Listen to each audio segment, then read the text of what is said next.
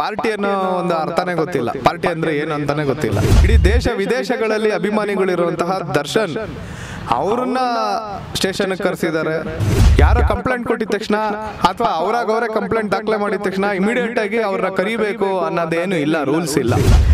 ಸಾಮಾನ್ಯ ನಾಗರಿಕರಿಗೆ ಎಷ್ಟು ತೊಂದರೆ ಆಗುತ್ತೆ, ಎಷ್ಟು ಆಂಬುಲೆನ್ಸ್ ತೊಂದರೆ ಆಯ್ತು, ಪ್ರೈವೇಟ್ ಗಾಡಿನಲ್ಲಿ ಆಸ್ಪತ್ರೆಗೆ ಹೋಗೋರ್ಗೆ ತೊಂದರೆ ಆಯ್ತು, ನರಳಾಡಿದ್ರು, ಎಷ್ಟು ಜನ ಗಾಬರಿಗೊಳಪಟ್ರು. ಪೊಲೀಸ್ ಅವ್ರು ಯಾಕೆ ಮೀಡಿಯಾ ಮುಂದೆ ಬರ್ತಾ ಇಲ್ಲ? ಕೇವಲ ಜೆಟ್ಲಾಗ್ ಪಬ್ ಅಥವಾ ರೆಸ್ಟೋ ಬಾರ್ ಏನಿದೆ ಅದು ಮಾತ್ರ ನಾವು ಓಪನ್ ಇರೋದು, ಬೇರೆ ಯಾವುದು ಓಪನ್ ಇಲ್ವಾ? ರಾಕ್ಲೈನ್ ವೆಂಕಟೇಶ್ ಅಂದ್ರೆ ಯಾರು ಅನ್ಕೊಂಡಿದ್ದೀರ ತಾವು? ವಿಚಾರ ಏನಂತಂದ್ರೆ ಇತ್ತೀಚೆಗಷ್ಟೇ ನಡೆದಿರುವಂತಹ ಒಂದು ವಿಚಾರ, ಮಾನ್ಯ ಕನ್ನಡ ಚಲನಚಿತ್ರದ ನಾಯಕ ನಟರಾಗಿರುವಂತಹ ದರ್ಶನ್ ಅವರ ವಿಚಾರ.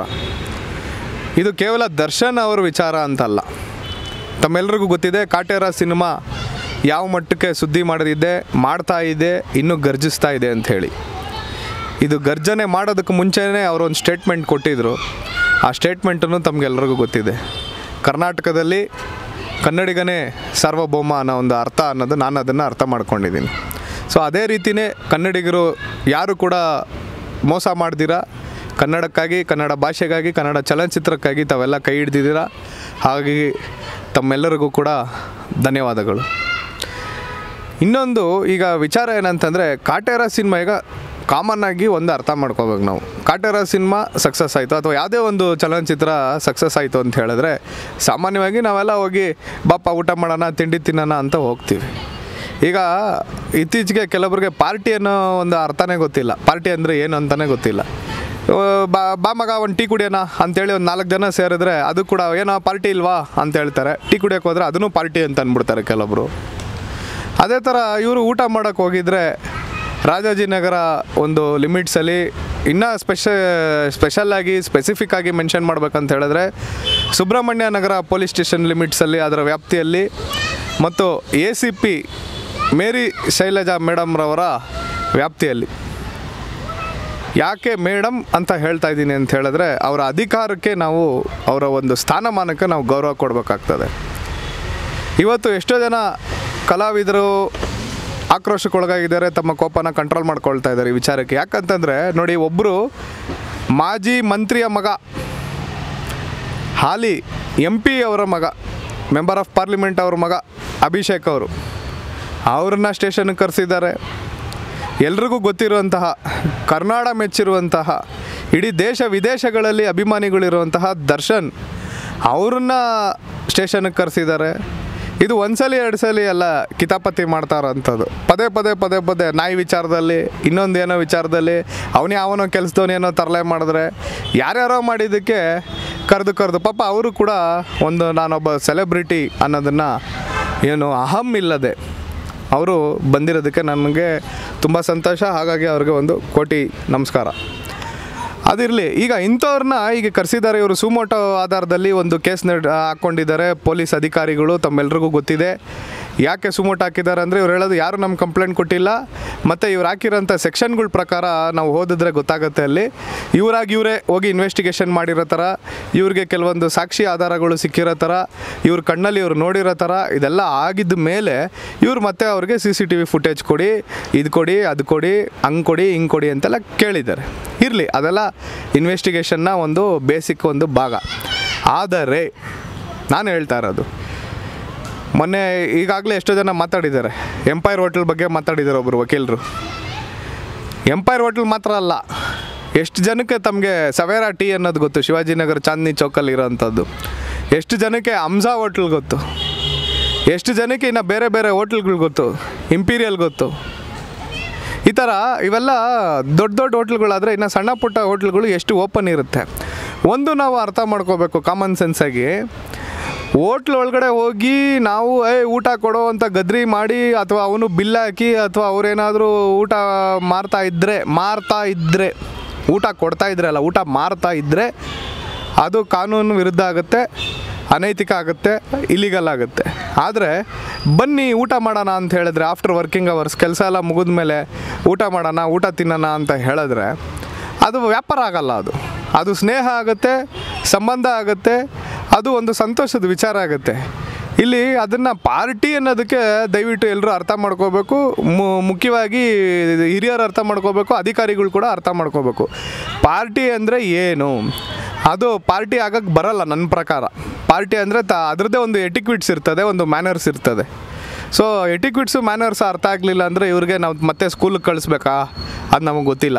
ಯಾರ ಹತ್ರ ಕಲ್ತ್ಕೊಂಬರ್ತೀರಾ, ಹೋಗಿ ಕಲ್ತ್ಕೊಂಬನ್ನಿ, ತೊಂದರೆ ಇಲ್ಲ. ಆದರೆ ಮಾತಾಡೋದಕ್ಕೆ ಮುಂಚೆ ಒಂದೇನೋ ಒಂದು ವಿಚಾರ ತಗೊಳ್ಳೋಕೆ ಮುಂಚೆ ಗಮನ ಇಟ್ಕೊಂಡು ಅರ್ಥ ಮಾಡಿಕೊಂಡು ಯಾರ ಜೊತೆಗೆ ಯಾರನ್ನ ನಾವು ಕರಿತಾ ಇದ್ದೀವಿ, ಏನು ಮಾಡ್ತಾಯಿದ್ದೀವಿ ಅಂತ. ಮತ್ತು ಇದು ಇನ್ನೊಂದು ತಾವು ಅರ್ಥ ಮಾಡ್ಕೋಬೇಕು. ಯಾರೋ ಕಂಪ್ಲೇಂಟ್ ಕೊಟ್ಟಿದ ತಕ್ಷಣ ಅಥವಾ ಅವರೇ ಕಂಪ್ಲೇಂಟ್ ದಾಖಲೆ ಮಾಡಿದ ತಕ್ಷಣ ಇಮಿಡಿಯೇಟಾಗಿ ಅವ್ರನ್ನ ಕರಿಬೇಕು ಅನ್ನೋದೇನು ಇಲ್ಲ, ರೂಲ್ಸ್ ಇಲ್ಲ. ಅದು ಇಂಥ ವ್ಯಕ್ತಿಗಳ್ನ ಕರಿಬೇಕಾದ್ರೆ ಸಾಮಾನ್ಯ ನಾಗರಿಕರಿಗೆ ಎಷ್ಟು ತೊಂದರೆ ಆಗುತ್ತೆ. ಅವತ್ತಿನ ದಿವಸ ಎಷ್ಟು ಆ್ಯಂಬುಲೆನ್ಸಿಗೆ ತೊಂದರೆ ಆಯಿತು, ಅವತ್ತಿನ ದಿವಸ ಎಷ್ಟು ಜನ ಪ್ರೈವೇಟ್ ಗಾಡಿನಲ್ಲಿ ಆಸ್ಪತ್ರೆಗೆ ಹೋಗೋರಿಗೆ ತೊಂದರೆ ಆಯಿತು, ಅವತ್ತಿನ ದಿವಸ ಎಷ್ಟು ಜನ ಅವರು ನರಳಾಡಿದ್ರು, ಎಷ್ಟು ಜನ ಗಾಬರಿಗೊಳಪಟ್ಟರು, ಎಷ್ಟು ಜನ ಮನನೊಂದರು, ಎಷ್ಟು ಜನ ಸ್ಟೇಷನ್ ಹತ್ರ ಬಂದರು. ಇದಕ್ಕೆಲ್ಲ ಆಗಿರೋಂಥ ತೊಂದರೆಗಳಿಗೆ ಯಾರು ಕಾರಣ, ಇದಕ್ಕೆಲ್ಲ ಉತ್ತರ ಯಾರು ಕೊಡ್ತಾರೆ? ಪೊಲೀಸವ್ರು ಯಾಕೆ ಮೀಡಿಯಾ ಮುಂದೆ ಬರ್ತಾ ಇಲ್ಲ? ಪೊಲೀಸರು ಯಾಕೆ ಇದಕ್ಕೆಲ್ಲ ಉತ್ತರ ಕೊಡ್ತಾ ಇಲ್ಲ? ಕೇವಲ ಜೆಟ್ಲ್ಯಾಗ್ ಪಬ್ ಅಥವಾ ರೆಸ್ಟೋ ಬಾರ್ ಏನಿದೆ ಅದು ಮಾತ್ರ ನಾವು ಓಪನ್ ಇರೋದು, ಬೇರೆ ಯಾವುದು ಓಪನ್ ಇಲ್ವಾ? ಯಾರು ಏನು ತೆರೆದಿಟ್ಕೊಂಡು ಕೂತ್ಕೊಂಡೇ ಇಲ್ವಾ? ವ್ಯಾಪಾರ ಮಾಡ್ತಾನೇ ಇಲ್ವಾ? ಊಟ ಆಗ್ತಾನೇ ಇಲ್ವಾ? ಮನೇಲಿ ನಾವು ಊಟ ಮಾಡ್ತಾ ಇಲ್ವಾ? ಸ್ನೇಹಿತರ ಮನೇಲಿ ಊಟ ಮಾಡ್ತಾ ಇಲ್ವಾ? ಏನು ಊಟ ಮಾಡೋದಕ್ಕೂ ಕೂಡ ಇದು ಇಲ್ಲ ಅಂತಂದರೆ, ಅಧಿಕಾರ ಇಲ್ಲ ಅಂತಂದರೆ ಏನಿದು? ಎಲ್ಲಿಗೆ ಬರ್ತಾ ಇದೆ ದೇಶ? ಎಲ್ಲಿಗೆ ನಡೀತಾ ಇದೆ ಸಂಸ್ಕೃತಿ? ಎಲ್ಲಿಗೆ ನಡೀತಾ ಇದೆ? ಸರಸ್ವತಿ ಪುತ್ರರಿಗೆ ಕೊಡ್ತಾ ಇರೋಂಥ ಮರ್ಯಾದೆ ಏನು? ಕಲಾವಿದರಿಗೆ ಕೊಡ್ತಾ ಇರೋಂಥ ಗೌರವ ಏನು? ರಾಕ್ಲೈನ್ ವೆಂಕಟೇಶ್ ಅಂದರೆ ಯಾರು ಅಂದ್ಕೊಂಡಿದ್ದೀರ ತಾವು? ಅವ್ರು ಯಾರು? ಎಂಥ ದೊಡ್ಡ ವ್ಯಕ್ತಿ, ಇವತ್ತಿನ ಮಾಡ್ರನ್ ಕುಬೇರ ಅವರು. ಆ ಕುಬೇರನಿಗೆ ತಾವು ಕರೆದುಬಿಟ್ಟು ಅವ್ರ ಜೊತೇಲಿರೋರಿಗೆಲ್ಲ ದೊಡ್ಡ ನಟರನ್ನೆಲ್ಲ ತಾವು ಕರೆದಿದ್ದೀರಾ ಅಂತಂದರೆ ಕರೆಯೋಕ್ಕೆ ಮುಂಚೆ ಇನ್ವೆಸ್ಟಿಗೇಷನ್ ಮಾಡ್ಬೋದಿತ್ತಲ್ಲ, ಯಾಕೆ ಮಾಡಲಿಲ್ಲ? ಸಡನ್ನಾಗಿ ಯಾಕೆ ನಿಮ್ಗೆ ಅದೇ ಗೊತ್ತಾಯಿತು? ಇದೇ ಗೊತ್ತಾಯ್ತು ಯಾಕೆ ಇವತ್ತೇ ಓಪನ್ ಆಗಿರೋದು ಪೊಲೀಸ್ ಸ್ಟೇಷನ್ನು? ಇವತ್ತೇನಾ ಗೊತ್ತಾಗಿದ್ದು ನಿಮಗೆ? ಇಲ್ಲಿವರೆಗೂ ಗೊತ್ತಾಗಲೇ ಇಲ್ವಾ? ಇಲ್ಲಿವರೆಗೂ ನಡೀತಾ ಇರೋದೇನು ವಿಚಾರನೇ ಇಲ್ವಾ? ಬೆಂಗಳೂರಲ್ಲಾಗಲಿ, ಕರ್ನಾಟಕದ ಯಾವುದೇ ಭಾಗದಲ್ಲಾಗಲಿ, ದೇಶದ ಯಾವುದೇ ಭಾಗದಲ್ಲಾಗಲಿ ಅವ್ಯವಹಾರ, ಅನೈತಿಕ ಚಟುವಟಿಕೆ, ಡ್ರಗ್ಸು, ಇತರೆ ಮಾಫಿಯಾ ಏನು ನಡೀತಾ ಇಲ್ವಾ? ಹಾಗಾದರೆ ಎಲ್ಲ ಕಂಪ್ಲೀಟಾಗಿ ಚೆನ್ನಾಗಿದ್ದಾರಾ? ಎಲ್ಲರನ್ನೂ ಹಿಡಿದು ಎಷ್ಟು ಜನನ ಎನ್ಕ್ವೈರಿ ಮಾಡಿದ್ದೀರಾ? ಹಾಗಾದರೆ ಎಷ್ಟು ಜನಕ್ಕೆ ಒಳಗಾಕಿದ್ದೀರ ತಾವಾಗಾದರೆ? ಎಷ್ಟು ಜನದ ಮೇಲೆ ಕಾನೂನು ರೀತಿಯ ಸೂಕ್ತ ಕ್ರಮ ಜರುಗಿಸಿದಿರ ತಾವಾಗಾದರೆ? ಏನು ಮಾಡಿದ್ದೀರಾ? ನಾನು ಎಂಟೈರ್ ಪೊಲೀಸ್ ಡಿಪಾರ್ಟ್ಮೆಂಟ್ಗೆ, ಹೋಮ್ ಮಿನಿಸ್ಟರ್ ಆಗಿರುವಂತಹ ಮಾನ್ಯ ಜಿ ಪರಮೇಶ್ವರ್ ಅವ್ರಿಗೆ ಅಥವಾ ಈ ಹಿಂದೆ ಇದ್ದಂಥ ಅಧಿಕಾರಿಗಳಿಗೆ, ಈಗಿರೋಂಥ ಮಂತ್ರಿಗಳಿಗೆ, ಇವರ ಸಹಚರರಿಗೆ, ಸ್ನೇಹಿತರಿಗೆ, ಸಂಬಂಧಿಕರಿಗೆ ಎಲ್ರಿಗೂ ಕೇಳ್ತಾ ಇರೋದು. ಯಾಕಂದರೆ ಎಲ್ಲರ ಹತ್ರ ಕೂತ್ಕೊಂಡಿವರು ಚರ್ಚೆ ಮಾಡಿನೇ ಒಂದು ಏನೇ ಮಾಡಬೇಕಂದ್ರೂ ಮಾಡೋ ಅಂಥದ್ದು. ಸೊ ಹಾಗಾಗಿ ಏನಿದು, ಎಲ್ಲಿಗೆ ಬರ್ತಾಯಿದೆ ವಿಚಾರ? ಸೊ ನಾನು ಈ ಮೂಲಕ ಹೇಳೋದೇನಂತಂದರೆ, Baba Saheb doctor B R Ambedkar ಅವರ ಒಂದು ಮಾತು ಜ್ಞಾಪಕ ಬಂತು. ಶಿಕ್ಷಣ, ಸಂಘಟನೆ, ಹೋರಾಟ. ಒಂದು ವ್ಯಕ್ತಿ ಏನೇ ಒಂದು ಮಾಡಬೇಕಾದ್ರೆ ಫಸ್ಟು ಒಬ್ರಿಗೆ ಶಿಕ್ಷಣ ಅಥವಾ ತಾನು ಕೂಡ ಶಿಕ್ಷಣ ಪಡ್ಕೋಬೇಕು, ಆಮೇಲೆ ಸಂಘಟನೆ ಮಾಡಬೇಕು, ಆಮೇಲೆ ಹೋರಾಟ ಮಾಡಬೇಕು. ಈ ನಿಟ್ಟಿನಲ್ಲಿ ನಾವು ನೋಡೋದಾದರೆ ಅವ್ರು ಎಲ್ಲೂ ಕೂಡ ಸಂಘರ್ಷ, ಗಲಾಟೆ ಅಂತ ಹೇಳಿಲ್ಲ. ಯಾವುದೇ ಅಭಿಮಾನಿಗಳಾಗಲಿ, ಕನ್ನಡ ಕಲಾಭಿಮಾನಿಗಳಾಗಲಿ ಯಾರು ಕೂಡ ತಮ್ಮ ಒಂದು ಸಂವೇಗಗಳನ್ನು ಮಿತಿನಲ್ಲಿಟ್ಕೊಳ್ಳಿ, ಮಿತಿ ಮೀರಬೇಡಿ. ಏನೇ ಆಗಲಿ ಒಗ್ಗಟ್ಟಿರಲಿ, ಒಗ್ಗಟ್ಟಿನಲ್ಲಿ ಬಲ ಇದೆ, ಛಲ ಇದೆ, ಜಯ ಇದೆ. ಹಾಗಾಗಿ ತಾವೆಲ್ಲ ಮಾಡಬೇಕಾಗಿರೋದು ಇಷ್ಟೇ. ನಾನು ಹೇಳೋದು, ಪೆನ್ನಿಂದನೇ ಉತ್ತರ ಕೊಡಬೇಕು, ಕಾನೂನಿಗೆ ಕಾನೂನಿಂದನೇ ಉತ್ತರ ಕೊಡಬೇಕು. ಏನೇ ಅವರು ತಪ್ಪು ಮಾಡಿದ್ರು ಕೂಡ, ಯಾಕಂದರೆ ಕನ್ನಡಿಗರು ನಾವು ಕ್ಷಮಾಧರಿತ್ರಿಗಳು, ನಾವು ಸಹಿಸ್ಕೊಂಡು ಬರ್ತಾಯಿದ್ದೀವಿ, ಸಹಿಸ್ಕೊಂಡೇ ಇರ್ತೀವಿ. ಹಾಗಾಗಿ ತಾವೆಲ್ಲ ಮಾಡಬೇಕಾಗಿರೋದು ರೈಟ್ ಟು ಇನ್ಫಾರ್ಮೇಷನ್ ಆ್ಯಕ್ಟ್ 2005 2005 ಮಾಹಿತಿ ಹಕ್ಕು ಅಧಿನಿಯಮ ಕಾಯ್ದೆಯ ಪ್ರಕಾರ ತಾವೆಲ್ಲರೂ ಕೂಡ ಅರ್ಜಿ ಸಲ್ಲಿಸಬೇಕು. ಯಾಕಂತಂದರೆ ಎಷ್ಟು ಕಡೆ ಏನು ಮಾಡಿದ್ದೀರಾ, ಎಷ್ಟು ಸೀಸ್ ಮಾಡಿದ್ದೀರಾ, ಎಷ್ಟು ಬಾಕ್ಲಾಕಿದ್ದೀರಾ, ಎಷ್ಟು ಜನಕ್ಕೆ ಶಿಕ್ಷೆ ಕೊಟ್ಟಿದ್ದೀರಾ, ಇವೆಲ್ಲ ಒಂದೇ ಅರ್ಜಿನಲ್ಲಿ ಹಾಕಕ್ಕೆ ಬರಲ್ಲ. ಅದು ಒಂದು ಲಿಮಿಟೇಷನ್ಸ್ ಇದೆ. ಮುಂಚೆ ಆದರೆ ಎಷ್ಟು ಬೇಕಾದ್ರೂ ಇನ್ಫಾರ್ಮೇಷನ್ ಕೇಳ್ಬೋದಾಗಿತ್ತು, ಈಗ ಇಲ್ಲ, ಲಿಮಿಟೇಷನ್ಸ್ ಇದೆ ಹೊಸ ತಿದ್ದುಪಡಿಲಿ. ಹಾಗಾಗಿ ಎಲ್ಲ ಅಭಿಮಾನಿಗಳು ಪೆನ್ನಲ್ಲಿ ಉತ್ತರ ಕೊಡಿ, ಪೇಪರ್ನಲ್ಲಿ ಉತ್ತರ ಕೊಡಿ. ಕೇವಲ 10 ರೂಪಾಯಿ ಅಷ್ಟೇ ಫೀಸ್, ಅದಕ್ಕೆ 1 ರೂಪಾಯಿ ಕಮಿಷನ್ನು, 10 ರೂಪಾಯಿ ಫೀಸು, 11 ರೂಪಾಯಿ, 1 ರೂಪಾಯಿ ಜೆರಾಕ್ಸು ಅಷ್ಟೇ, 12 ರೂಪಾಯಿ ಆ ಅಧಿಕಾರಿಗೆ ಕಳಿಸಿ ಅಥವಾ ಗುದ್ದು ತಗೊಂಬಂದು ಮಾಹಿತಿ ಕೇಳಿ, ಅವ್ರ ಮೇಲಧಿಕಾರಿಗಳಿಗೆ ಕೇಳಿ. ನೀವು ಪೊಲೀಸ್ ಕಮಿಷನರ್ ಅವ್ರನ್ನ ಕೇಳ್ಬೋದು, ಬೆಂಗಳೂರು ನಗರ ಪೊಲೀಸ್ ಆಯುಕ್ತರನ್ನ ಕೇಳ್ಬೋದು, ಅಥವಾ ಅವ್ರ ಮೇಲಧಿಕಾರಿ ಏನಿದ್ದಾರೆ ಅವ್ರನ್ನ ಕೂಡ ತಾವು ಕರ್ನಾಟಕದ ಮಹಾ ಪೊಲೀಸ್ ನಿರ್ದೇಶಕರು ಏನಿದ್ದಾರೆ ಅವ್ರನ್ನ ಕೂಡ ಕೇಳ್ಬೋದು. ಹಾಗಾಗಿ ಅವ್ರಿಗೆ ಮಾಹಿತಿ ಹಕ್ಕು ಅಧಿನಿಯಮದ ಅಡಿಯಲ್ಲಿ ಸೆಕ್ಷನ್ 6 ಕ್ಲಾಸ್ 1 ಮತ್ತು ಸೆಕ್ಷನ್ 6 ಕ್ಲಾಸ್ 3 ಈ ಒಂದು ಇದರಲ್ಲಿ ಹಾಕಿ, ಯಾಕಂದರೆ ನನಗೆ ಬರಲ್ಲ ಅಂತ ಹೇಳಿದ್ರು ಕೂಡ ಅವ್ರು ಫಾರ್ವರ್ಡ್ ಮಾಡ್ಬೋದು ಮತ್ತು ಅದ್ರ ಪ್ರಕಾರ ಅವರು ಮಾಹಿತಿ ಕೊಡಬೇಕಾಗ್ತದೆ. ಇಷ್ಟೇ ತಾವು ಮಾಡಬೇಕಾಗಿರೋದು, ಅರ್ಜಿಗಳನ್ನ ತುಂಬಿ ತುಳುಕಾಡಬೇಕು. ನಾನು ಹುಟ್ಟುತ್ತಾನೆ ಕಾವೇರಿ ನೀರು ಕುಡ್ದಿರೋನು, ಕಾವೇರಿ ಮಣ್ಣಲ್ಲಿ ಬೆಳೆದಿರೋನು, ಮೈಸೂರಿನಲ್ಲಿ ಹುಟ್ಟಿರೋನು. ಹಾಗಾಗಿ ಅವರು ಕೂಡ ಅದೇ ಊರಿನವರೇ.